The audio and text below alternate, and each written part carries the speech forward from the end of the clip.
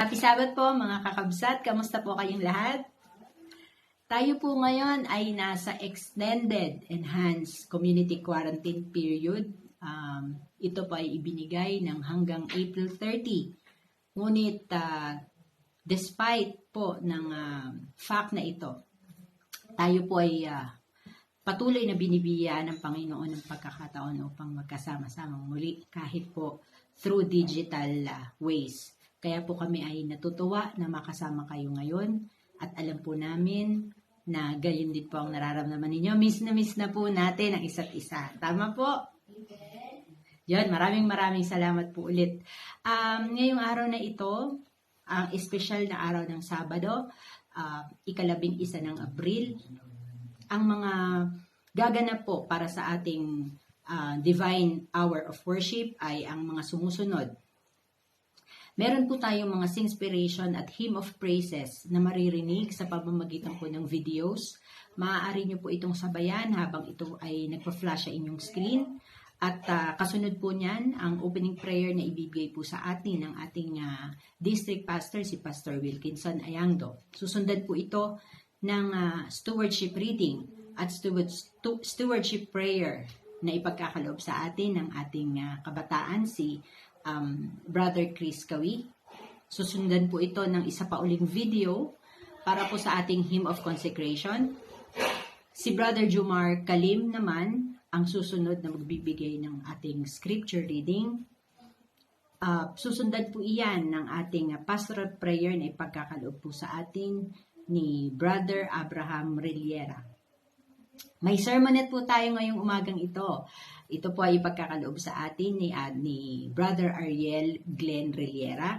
Kaya po para sa mga bata, abangan niyo po yung sermonette ni Uncle Ariel. Susundan po ito ng isang makalangit na awitin na ipagkakaloob po sa atin ng ating mga kabataan na sina John Kenley and Jenson Joash Ayangdo. At ito po ay susundan na ng isang mensahe mula sa langit na ipagkakaloob po sa atin ni Pastor Wilkinson Ayangdo. Ang appeal song po ay ipagkakaloob sa atin ng ating napakagandang kapatid, si Sister Hannah Patricia Igloso. At iyan po ay susundan naman ng closing prayer na ipagkakaloob po ni Pastor Ayangdo sa atin. Mga kapatid, i-ready po natin ang mga puso at isipan po natin upang sa magandang araw ng Sabat na ito ay maging katanggap-tanggap at kapuri-puri po ang ating gagawing pagsamba sa ating po nag-iisang Panginoon. Muli, happy Sabat po sa inyong lahat at magandang umaga po sa inyo.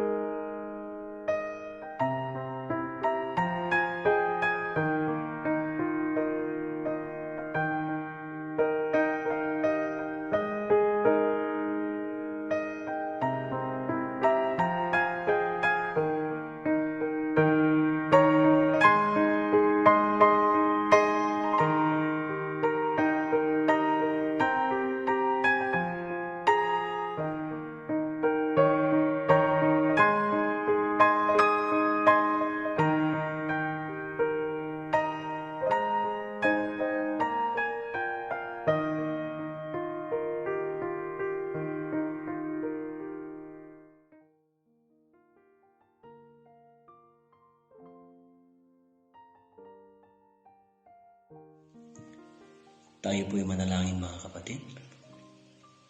Mapagpala at maawaing Diyos, muli hinihiling namin ang inyong patnubay at pakikisama sa amin. Naway bigyan niyo po kami ng sapat na kaalaman para po maunawaan namin ang inyong banal na salita.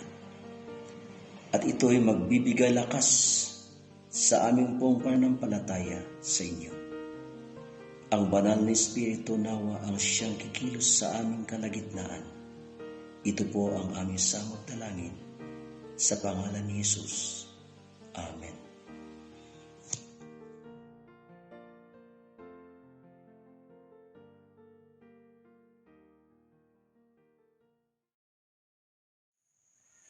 Happy Sabbath, brethren.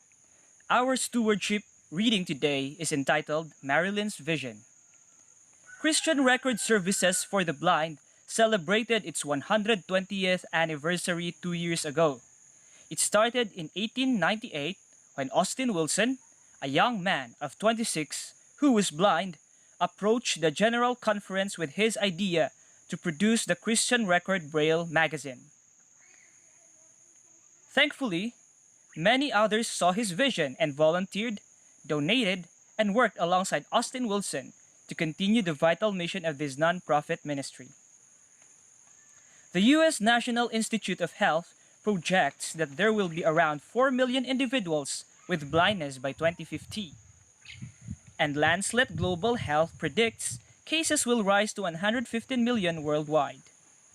Those large numbers are hard to grasp. After receiving and reading Death Defeated, a booklet recently published in Braille by Christian Record, Marilyn, a Christian Record member for more than 30 years, called to say thank you. With a tearful voice, she explained how much the book meant to her as she was dealing with the recent loss of her husband. Today's special offering will support Christian Records ministry to people with blindness. In a sense, you are keeping Austin Wilson's vision alive. You are sharing the gospel of Christ to people, like Marilyn, who need his words of comfort and hope translated into the Braille, large print, or audio. Shall we all pray? Our most kind, gracious, and loving Heavenly Father, we praise you and we thank you for these Christian Record Ministries. We pray, Father, that be thou the one to bless it and make it flourish, and also make us all a living blessing for this organization. This is our prayer in Jesus' name. Amen.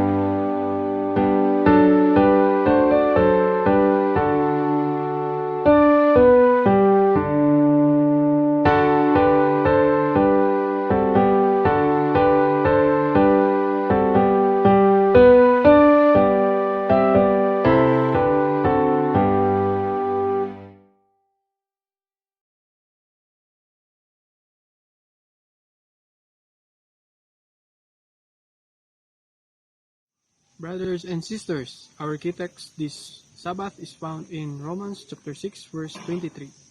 For the wages of sin is death, but the gift of God is eternal life through Jesus Christ our Lord.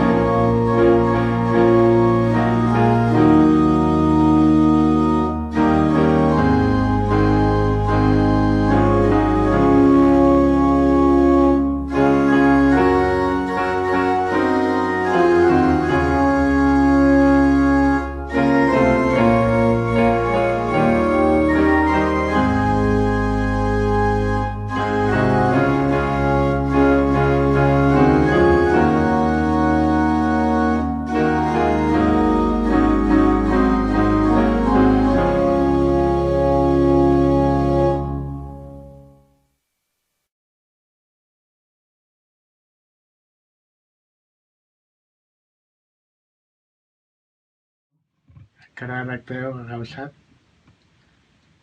Kung medyo manakay tunay. Manay tayo kumain tinagan mo. Tutaga kasmat sa langit. Tawatin mo man kin kaapo nga na nasi papakumbaba. Ay kan na kami iti talna ken sirib. Tapno kasta apo. Ti mga kadmi tatanga nga insahi. Ngay so iti kayat mo ngay padaron kada kami babaan kadi pastor yan to. Kat maawatan mi ken may aplikar mi iti inaldaw panagbiat mi. Apo mi Diyos kam kuma iti sirib nagiti anak mo. Kastamat apo ken ni pastor ayan do. Ngayon baon mo kas may sa nga inusal mo tinabayag chimpo kasmut ita. Kan na kami iti kam apo iti sirib ken saririt iti pigsa iti anak mo. Kita apo giyaman kami apo iti hinted mo nga aldaw ken gundaway tapno kasta makapag titipon kami iti datoy aldaw mo na santuan. Kat nga ipay nga nga bendisyon kada kami amin apo. Yaman kami apo kat pakawanam na kita nyaman nga nagkurangan kan basbasol mi. Kastamat apo dawatan makin ka kasi papakumbaba. Tiga na santuan ng espiritu tagtaang nagpipuso kan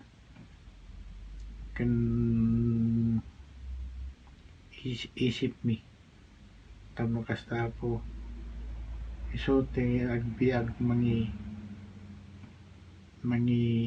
giya kata kami inaldaw-aldaw ke awan iti maysa nga pagbidusan mi kit kaapo agsipod tati nasantuan o ng espiritu mo at dito'y unag iti puso mi. Linisan mo't apo ti puso mi tapno kasta makayayo iti nasantuan ng espiritu mga makipagtaan iti unag ti puso mi. Kada ito'y apo, tidawatan mi. Kat pakawanam apo, tinyaman nga nagkurangan, kan mas pasol mi. Kat ito'y tidawatan mi, tinakan na po Paisos. Amen.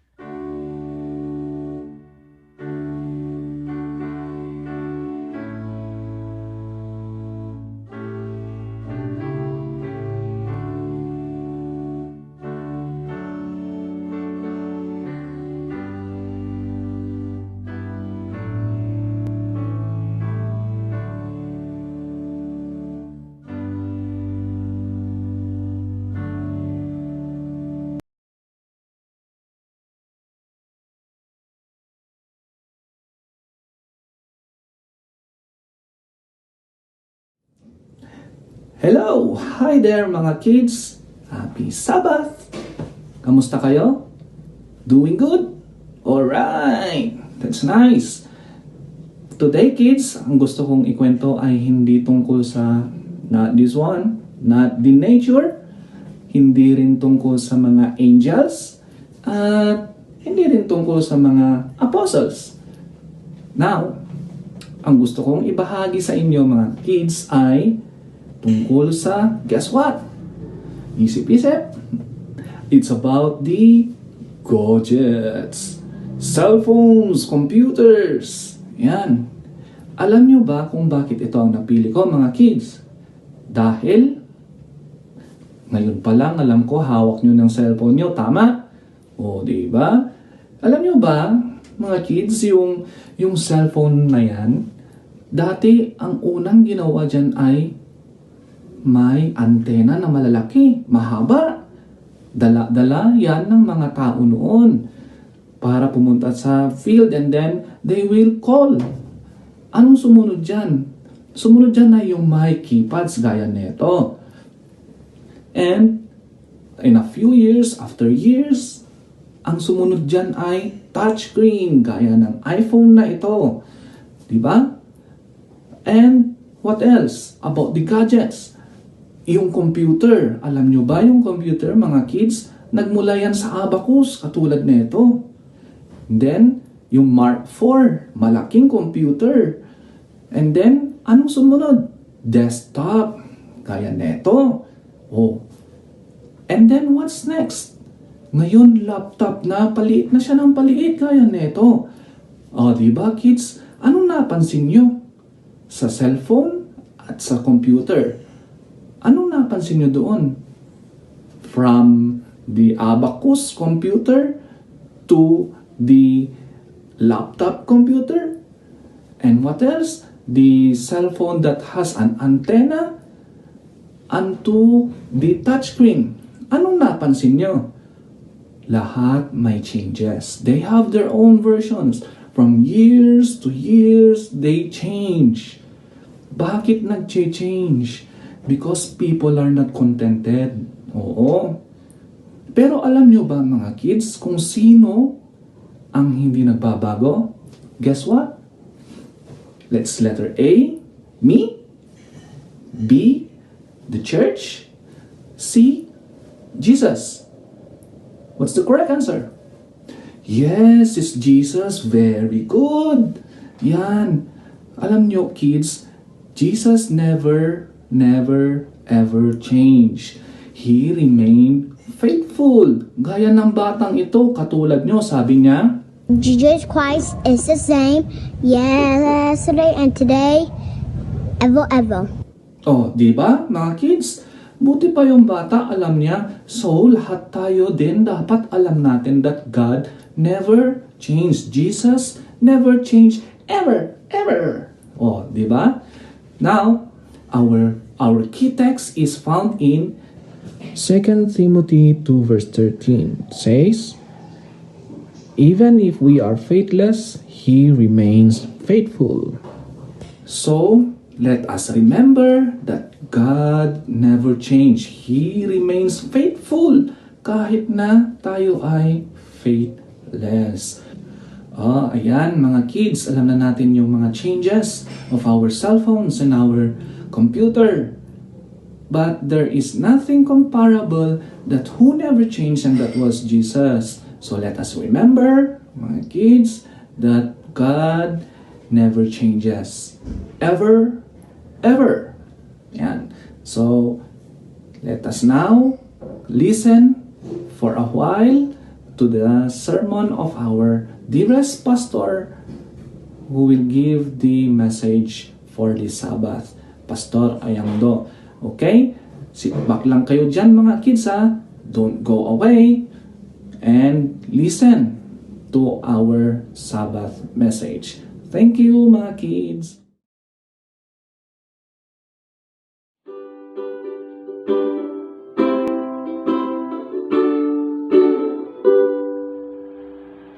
Come ye sinner, lost and lonely, Jesus' blood can make you free. For He saved the worst among you, when He saved a wretch like me. And I know, yes I know, Jesus' blood can make the vilest sinner clean. And I know, yes I know, Jesus' blood can make the vilest sinner clean.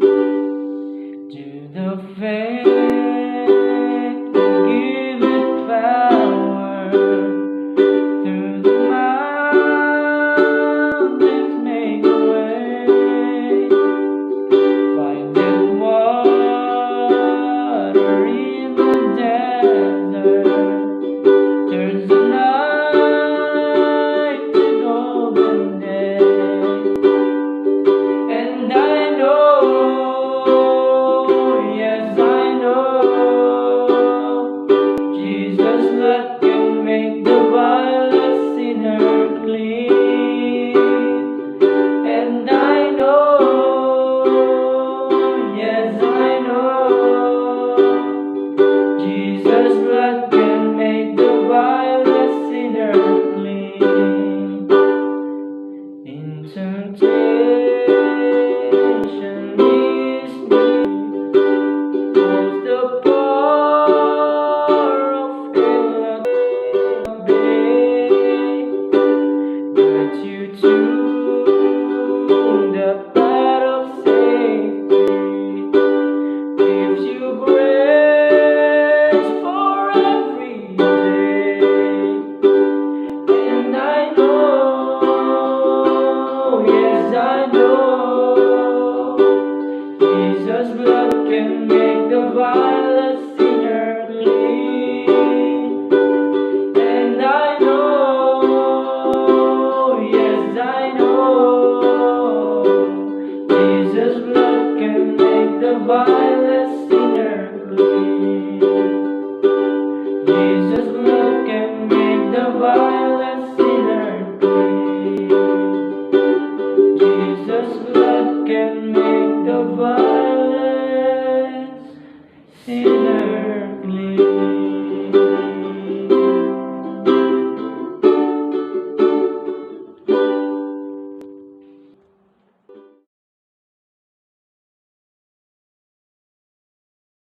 Magandang umaga po sa inyo mga kapatid at masayang araw po ng Sabat.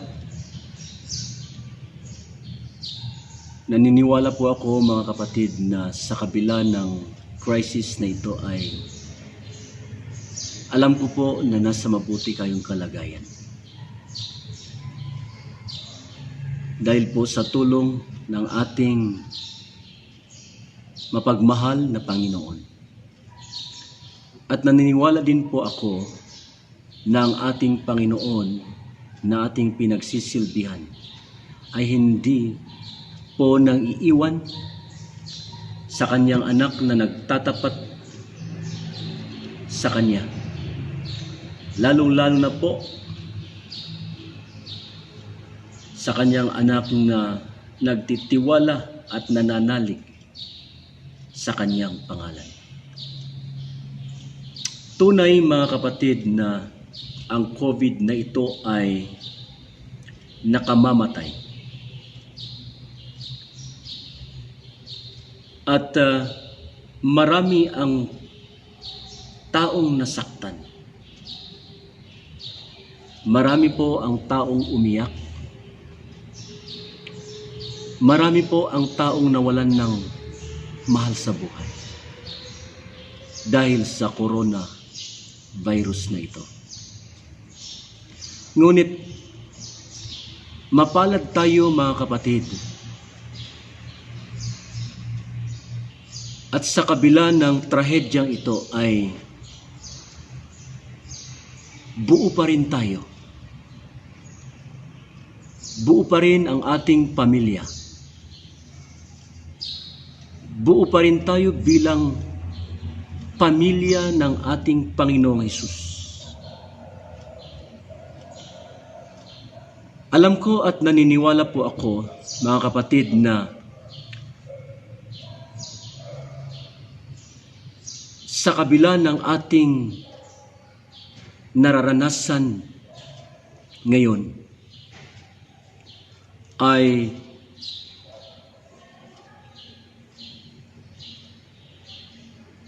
isa itong paalala sa atin, isang paghahanda para sa mas matinding trahedya o para sa mas matinding coronavirus na darating sa ating buhay. At alam niyo po ba mga kapatid na sa panahon na ito ay marami pong taong hindi lang matatakot na mamatay, kundi marami pong mga tao na susuko sa kanilang pananampalataya. At marami pong taong bibigay dahil sa takot. Kaya nga po mga kapatid na pasalamat tayo. Sinasabi ko ito dahil tulad nga ng sabi ko kanina, ang Panginoon ay inihahanda tayo sa mas matinding coronavirus na sa panahon na darating ay makukompromiso ang ating pananampalataya. Dito masusubok kung gaano tayo katatag. Dito masusubok kung gaano tayo katibay sa ating pananampalataya kay Jesus. Alam ko mga kapatid na halos isang buwan. At ito pa, na-extend ang quarantine natin dito sa Metro Baguio. Na-extend ito hanggang sa katapusan. At sigurado mga kapatid na mas marami pang mga tao ang magugutom. Sigurado mga kapatid na mas marami pang taong matatakot dahilan sa corona virus na ito. Pero mga kapatid, magtiwala lang tayo sa Panginoon, sapagkat ang Panginoon na ating pinagsisilbihan ay tapat sa kanyang mga anak. Ang Panginoon na ating pinagsisilbihan ay handang tumulong, andyan lagi para sa atin. Kaya nga po, huwag tayong manlupaypay. Palakasin natin ang ating kalooban. Huwag tayong masyadong mag-alala dahil ang Panginoon ay laging andyan para sa atin. Sa banal na kasulatan ay masusumpungan din natin ang tulad ng virus na kinaharap natin ngayon. At itong virus na ito ay mas matindi kaysa sa virus na ating kinaharap sa mga panahon ngayon. Ang virus na ito ay marami ding pinatay. Maraming winasak na pamilya. Maraming pinaiyak. Marami din sinaktan. Ngunit patuloy pa rin ginagawa ng mga tao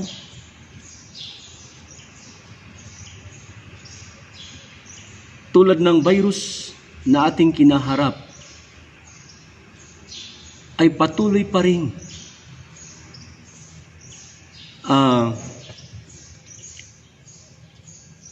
nagbibigay peligro sa ating buhay.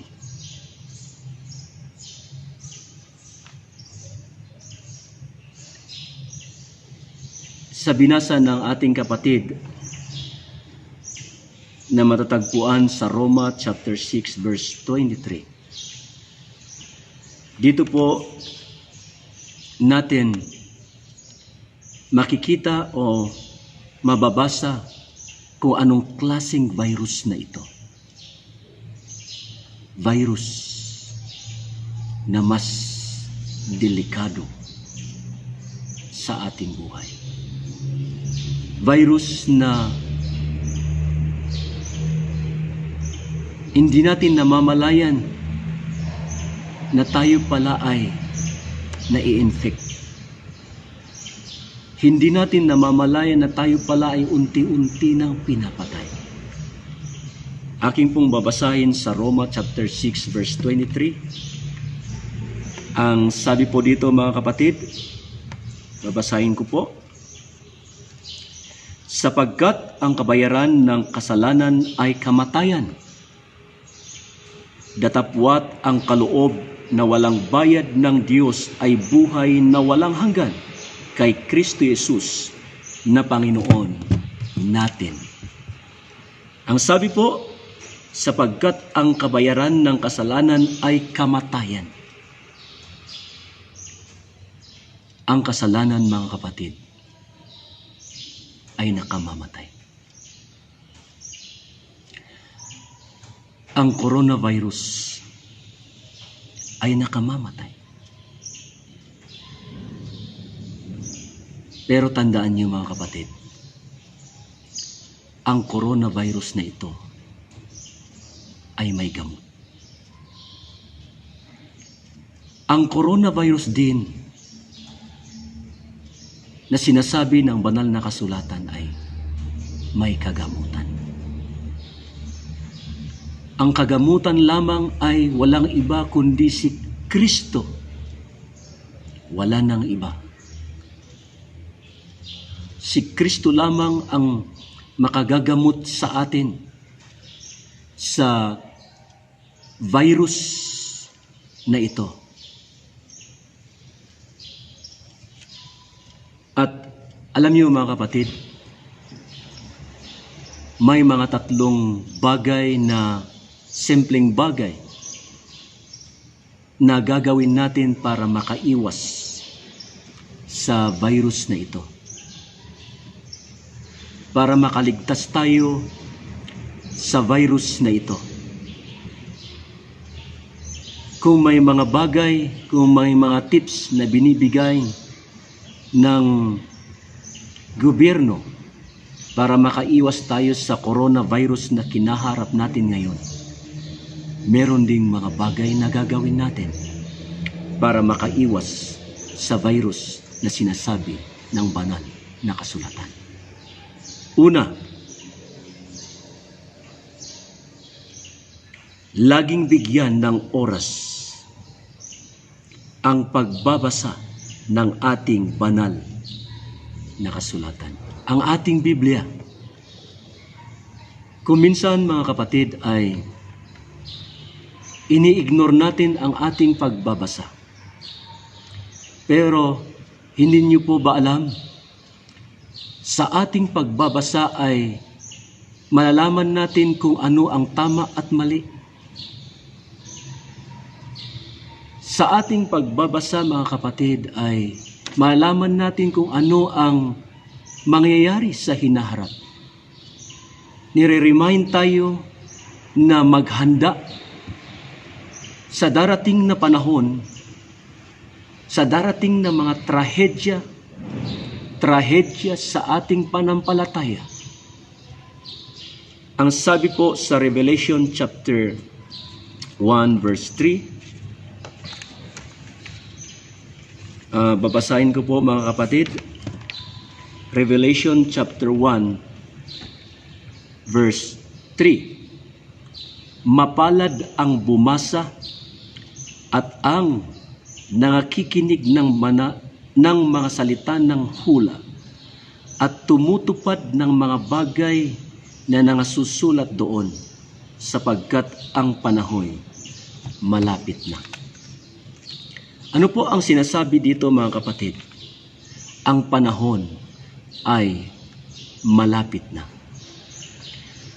Kung gaano ang panahon ay palapit ng palapit,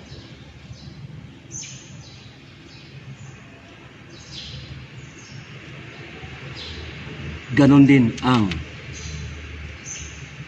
trahedya, mga matitinding trahedya darating din sa ating buhay. At kung wala tayong kaalaman, kung hindi natin binasa ang ating Biblia, papaano tayo makapagtitindig? Papaano tayo titindig sa ating pananampalataya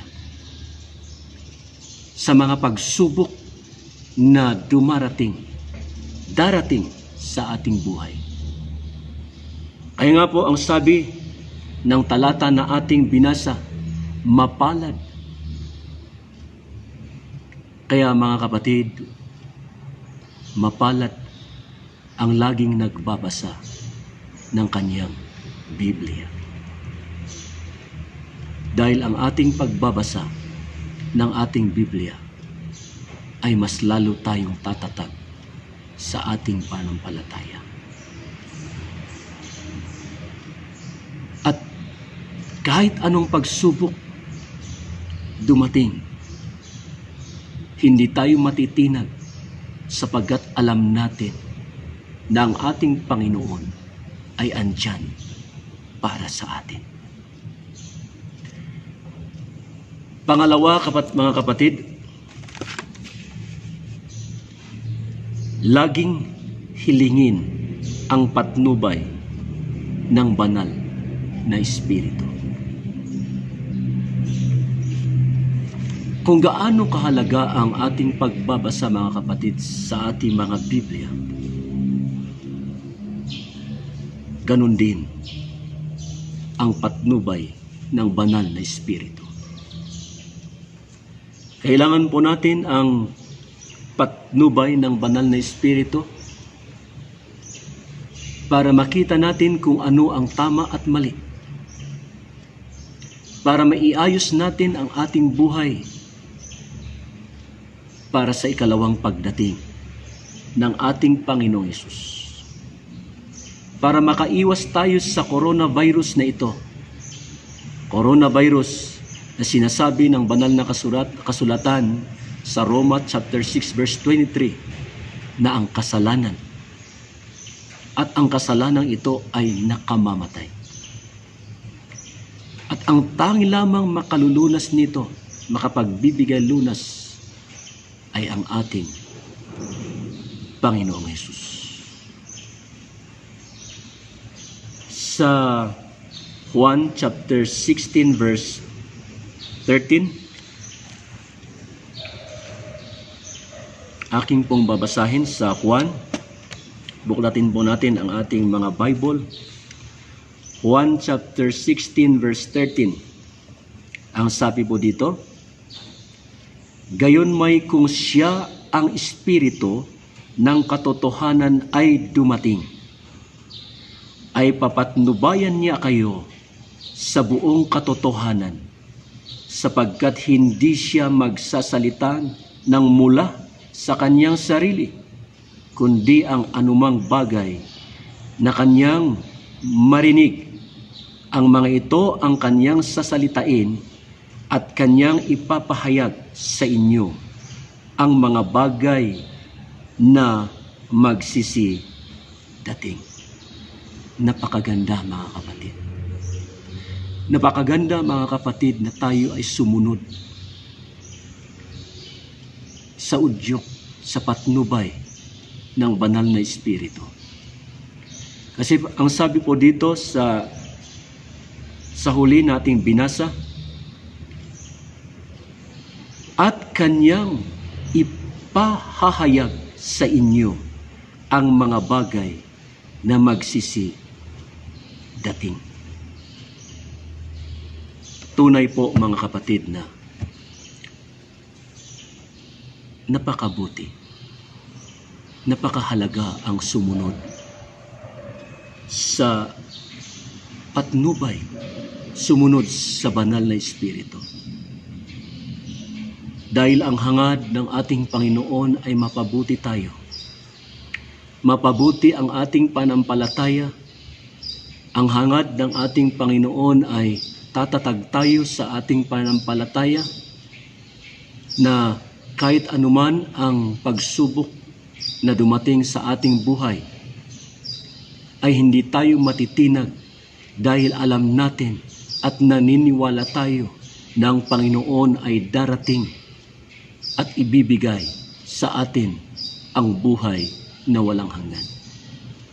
At makakaligtas tayo mga kapatid sa coronavirus na ito,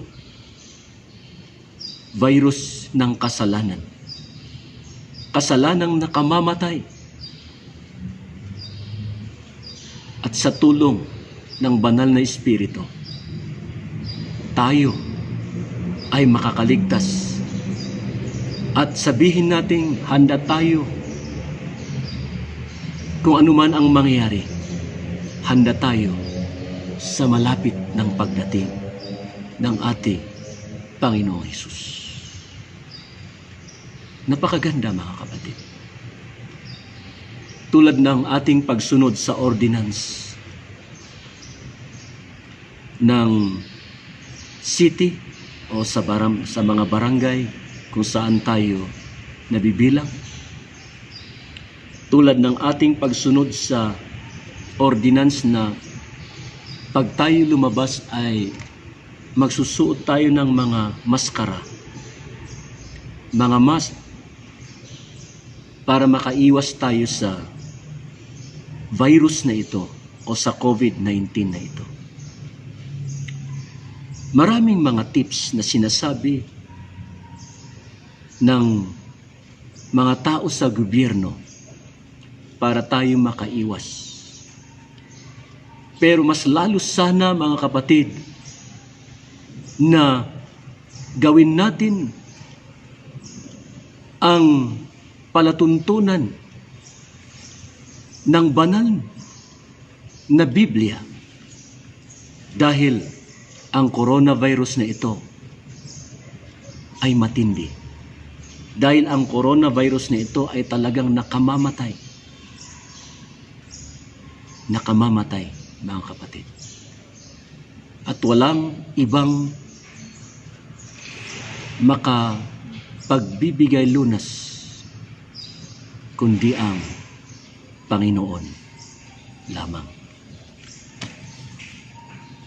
Pangatlo, mga kapatid, ay masusumpungan natin sa 1 Peter chapter 2 verse 13. Sa 1 Peter, ating pong babasahin sa 1 Peter chapter 2 verse 13. Kayo'y pasakop sa bawat palatuntunan ng tao alang-alang sa Panginoon, maging sa hari na nakatataas. Ang sabi po dito mga kapatid ay tayo ay pasakop sa mga palatuntunan. Hindi naman masama mga kapatid na tayo ay magpasakop, susunod sa mga ordinance na sinasabi ng ating opisyales sa barangay, opisyales sa munisipyo. Dahil tulad nga ng sabi natin kanina, ay ito ay para sa ating kabutihan. Kung papaano tayo sumusunod sa palatuntunan ng tao, mas lalo tayong susunod sa palatuntunan ng Panginoon. Inuulit ko mga kapatid, ng virus na ito, ang dami ng pinatay. At ang dami ng papatayin pa. Ang dami ng nasaktan at sasaktan pa. Pero tulad ng sabi ko kanina, ang tatlong mga paraan na ating gagawin para makaiwas sa virus na sinasabi ng banal na kasulatan. Inuulit ko, ang una, laging bigyan ng oras ang pagbabasa ng ating Biblia. Pangalawa, laging hilingin ang patnubay ng banal na Espiritu. At ang pangatlo, ganap na pagpapasakop sa Panginoon.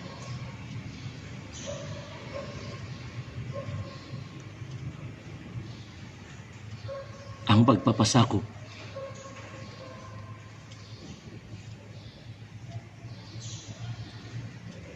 mga kapatid ay mahirap pong gawin. Mahirap sundin o gawin kung ayaw nating sumunod. Ang pagpapasakop mga kapatid ay ito ang isang bagay na mahirap gawin ng isang tao. Ngunit kung gusto natin na maligtas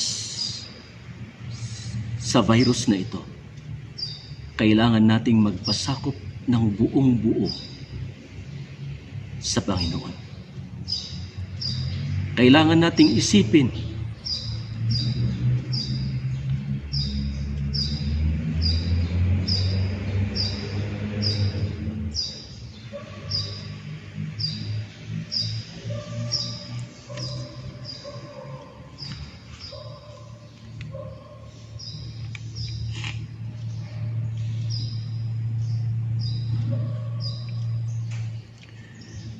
ang mga bagay na makalangit.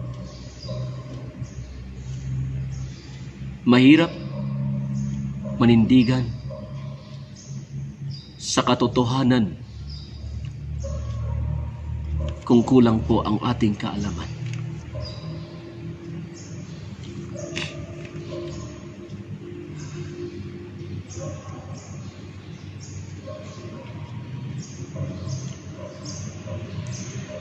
Mahirap, mga kapatid, na sumunod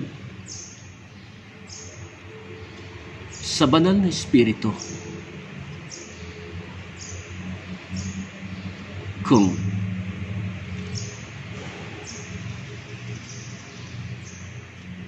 hindi natin papasukin sa ating puso.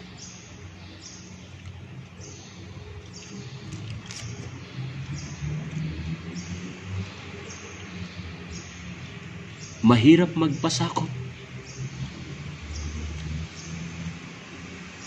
sa sa Espiritu at sa ating Panginoong Hesus.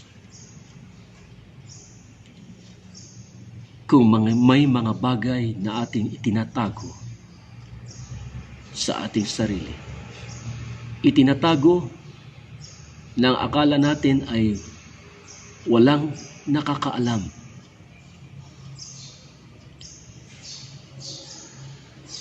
ang Panginoon alam ang lahat nating ginagawa. Ang Panginoon alam kung ano ang nasa ating mga puso at isipan. Ito lamang po ang tatlong bagay, mga simpleng bagay upang makaiwas tayo sa virus na ito. Virus ng kasalanan. Kasalanan na nakamamatay. Kasalanan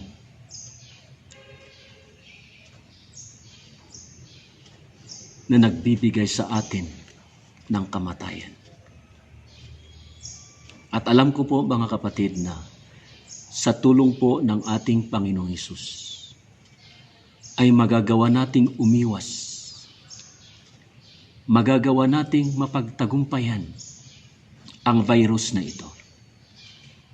Tulad ng virus na ating kinaharap ngayon, alam ko po na magagawa nating makaiwas kung sumunod lang tayo sa mga patakaran, sa mga palatuntunan.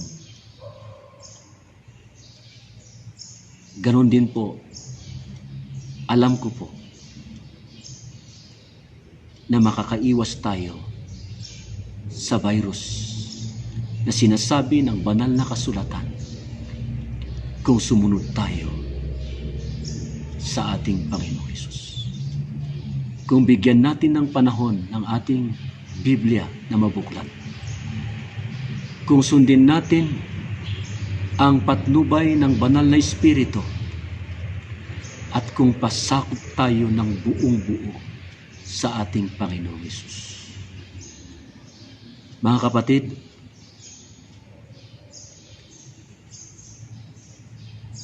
naniniwala ako na pagdarating ang panahon na sadyang mahirap, panahon na dito nasusubok ang ating pananampalataya, naniniwala po ako na tayo matatag, na tayo hindi susuko sapagkat punong-puno tayo ng kaalaman. Punong-puno tayo ng Espiritu Santo at ang Panginoon ang siyang kasama natin. Kasama natin na mapanagumpayan ang mga pagsubok sa ating buhay. Sana po mga kapatid, ito ay magbibigay ng kalakasan sa ating pananampalataya sa panahon ngayon at sa panahon na darating pa. Maraming salamat at magandang umaga at masayang araw ng Sabat sa inyong lahat.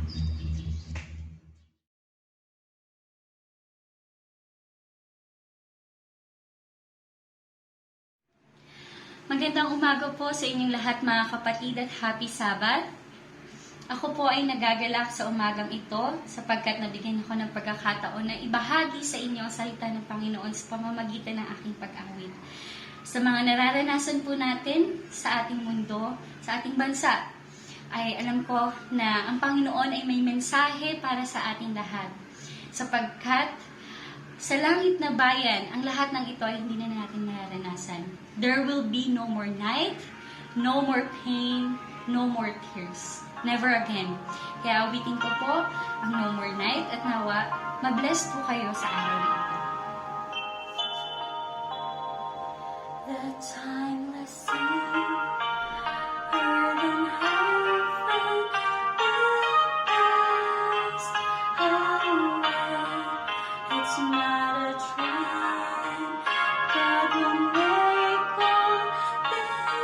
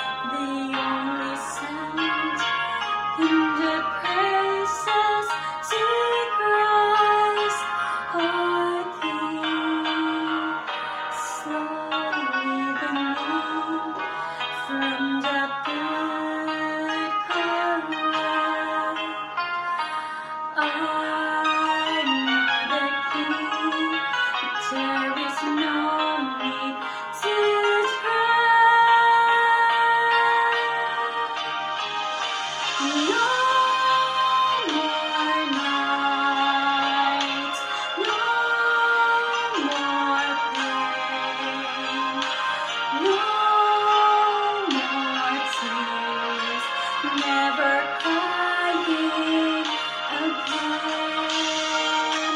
Precious in the great I am, we will live in the light of the risen Lamb. See over tenders and men shall prepared for me, where I can live with my Savior eternally. No more night, no more pain, no more tears, never crying again. Praises in the great I am, we will live in the light of the risen